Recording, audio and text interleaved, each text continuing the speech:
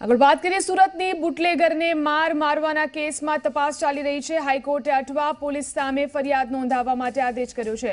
આગામી 4 સપ્તાહની અંદર ફરિયાદ નોંધવાના આદેશ કર્યા છે। પીએસઆઈ અને કોન્સ્ટેબલે યુવાનને માર્યો હતો। મારવાથી યુવાનની બંને કિડની ફેલ થઈ ગઈ છે। દારૂનો કેસ ન કરવા પોલીસે 7 લાખની માંગ કરી હોવાનો પણ આક્ષેપ થઈ રહ્યો છે। તો આ બંને પોલીસ અધિકારીઓ સામે હવે 4 સપ્તાહની અંદર ફરિયાદ નોંધાવવા માટે આદેશ કરવામાં આવ્યો છે।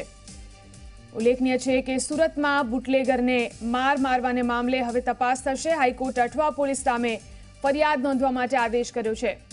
આગામી 4 સપ્તાહની અંદર ફરિયાદ નોંધવાનો આદેશ કરવામાં આવ્યો છે। પીએસઆઈ અને કોન્સ્ટેબલે એક યુવાનને માર્યો હતો। મારવાથી આ યુવાનની બંને કિડની ફેલ થઈ ગઈ છે। દારૂનો કેસ ન કરવા માટે પોલીસે 7 લાખની માંગ પણ કરી હોવાનો આક્ષેપ થઈ રહ્યો છે। આ વિશે વધુ જાણકારી માટે ચેતન આપણી સાથે ફોન લાઈનથી જોડાયા છે। જી ચેતન, પોલીસ અધિકારીઓ સામે શું કાર્યવાહી થઈ શકે છે?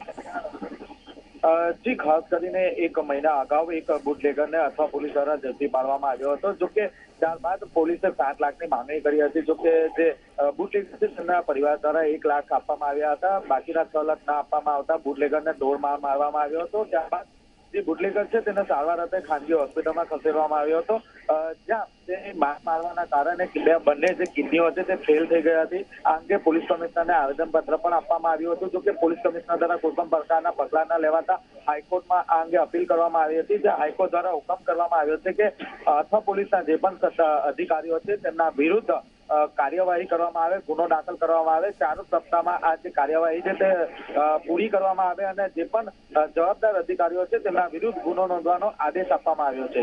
જી, આભાર સમગ્ર જાણકારી આપવા માટે।